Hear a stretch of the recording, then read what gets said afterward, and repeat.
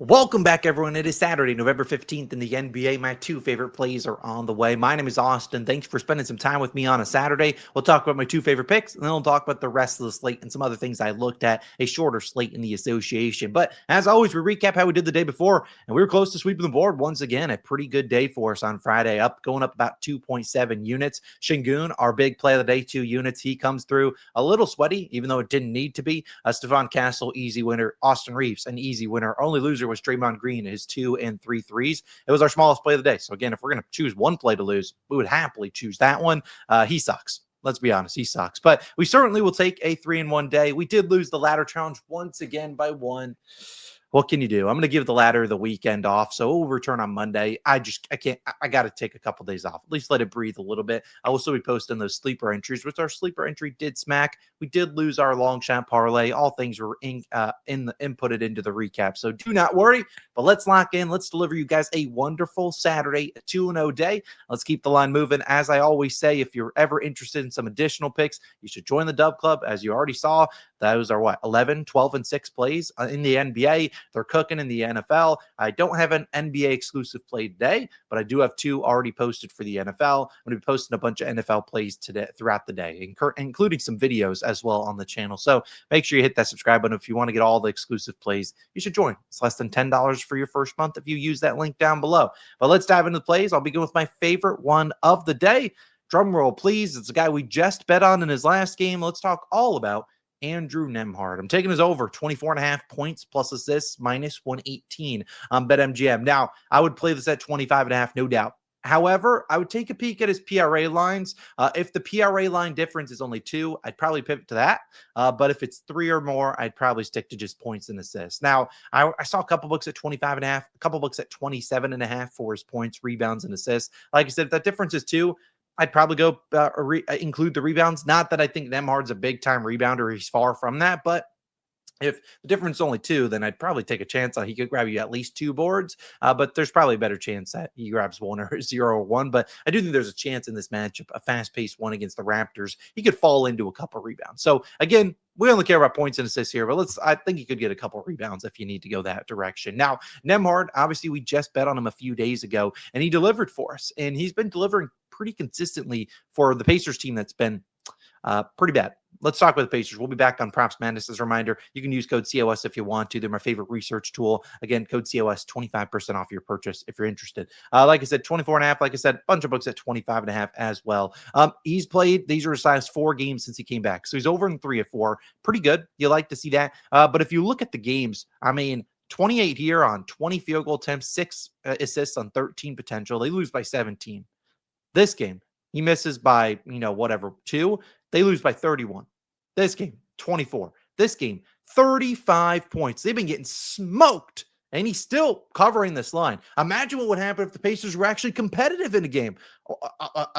Who would have think that would ever happen? But I think they could be competitive here. They're only 7-point dogs at home. All these 4 games have been on the road, and TJ McConnell not really playing a ton of minutes. And if you look at how depleted this team is, obviously Halliburton's not even listed here, but Benedict Matherin's still out, Toppin out, Jackson out, Furphy, he's out as well. And then now the new one is Aaron Neesmith. So again, they don't have a lot of guys that can go out there and create their own shot, or that's about it. Create their own shot. And that's kind of why they need Nembhard in there to just be aggressive and do his thing. Now, if you look at the matchup wise, not necessarily the best one for a pick and roll ball handler, but I don't actually buy that the Raptors are this good against them. You see them pretty bad against free throws. So again, you looked at Nembhard's last game, 11 free throw attempts in there. So again, he's really good getting the free throw line if he needs to. I just think this line is still too low for him. If the games are even, these have been blowouts. He's not even playing the final 9+ minutes of these games. If it's even a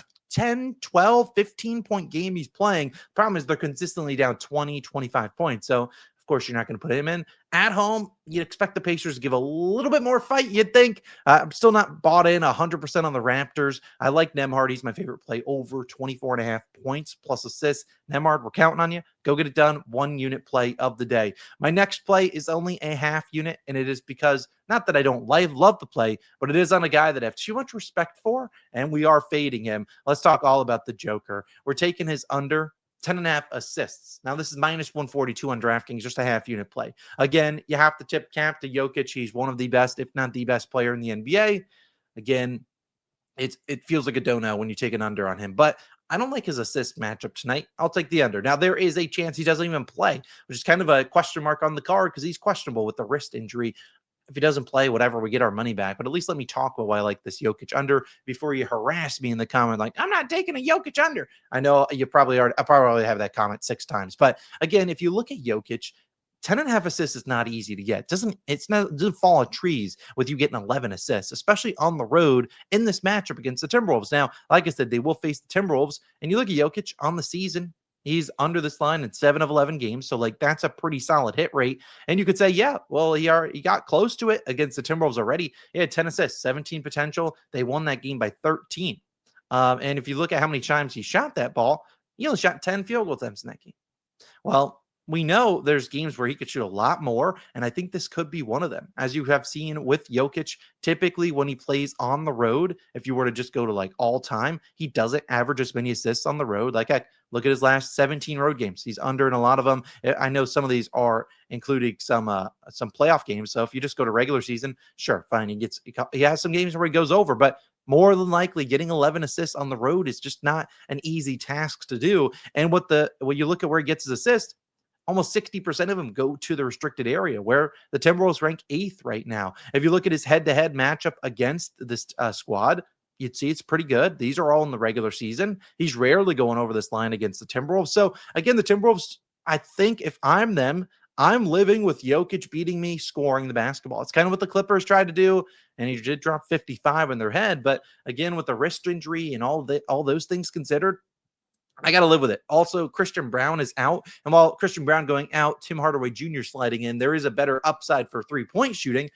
But I don't know if that helps this assist upside. If you're relying on guys to knock down threes to get your assist, whereas Christian Brown is a guy that can cut to the hoop and finish in transition and stuff like that. That's not what Tim Hardaway Jr. does. So, again, I think the loss of Christian Brown is a big one. I don't even know if Jokic plays today, but I do like his under 10.5 assists, a pretty solid angle there. Those are my two favorite plays. I'll talk about the rest of the card now, and then I'm getting on out of here because honestly not my favorite card by any stretch of imagination. I don't even have a Dub Club exclusive play. Now, if you look at the rest of the card, obviously, I don't really advise betting on anything else Denver Nuggets related because you got to kind of know what Jokic is doing. In terms of the Nuggets or the T-Wolves, they're on a back-to-back, so I really don't want to get involved with any of these guys. So I'm just kind of avoiding them. In terms of the other games, we have this game, Lakers versus Bucks. Both teams on back-to-backs. Giannis, you're just killing me, man. 7 rebounds, including OT, 40 minutes.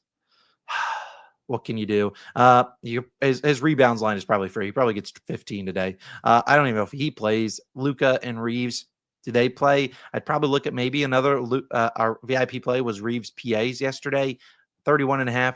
A little bit of a tight line, but I think he could get there. Again, I don't really want to bet on that game. This one, we're already on Nemhard. In terms of the Raptor side, you've noticed I haven't done a single Raptor prop because look at these lines. Like, how do you choose which one of these guys is going to have a good game? Barrett, Ingram, Barnes, and Quickly. All their lines are at 17.5 or 20.5. Like, I have no idea. And I know the moment I pick one, it's the other guys. I can't do it. I hate that team. And then you go to this game. This is like a 17-point spread. I'd probably fade Con Knipple if I really wanted to, coming off a career game back in Milwaukee. Shout out him. I don't think he'll be locked in here. A rookie on a back-to-back. I would fade Con Knipple if LaMelo Ball gets ruled out. That would be my next play I would do because that would raise this line to like 17, 18 and a half. I don't think LaMelo plays. I mean, I have no idea, but on a back-to-back overtime game, they could get smoked there. That would not shock anyone. And then this is the final game. Like, I looked at maybe taking like an Evan Mobley threes angle plus 110, I think is a solid one. He'll probably get the JJJ matchup, and JJJ never really wants to leave the paint. Ja's a fraud. Sam Merrill, I think, has actually a good game if you want some Sam Merrill props. 3.5 threes is pretty tight, though. So, again, you see the card. You probably understand why I only have 2 picks, and one of them is a half unit play. Favorite plays, Demhard. I hope he comes through. Jokic, sorry to fade you. You're free to take the day off if you want to. But let's just try to go 2-0 today. Let's keep the line moving. Like I said, NFL videos dropping later today. The first one should drop somewhere around, I don't know, looking at the time, maybe 11, 12. something like that, Eastern time. And then I'll have another one dropping later on this afternoon/evening, probably around 6 p.m. So either way, tap into those. I'll see you guys back on Sunday. And again, if you want the exclusive place, you can join the Dub Club. Link down below, 50% off for your first month. Thanks again for tuning in. Have a great weekend. Ladder Challenge will return on Monday. I can't keep losing by one. Can't do it. I need a weekend off. And I have a busy weekend today, this weekend as well. Either way, I'm out of here. Have a great day. See you in the next one. Go Nemhard, baby.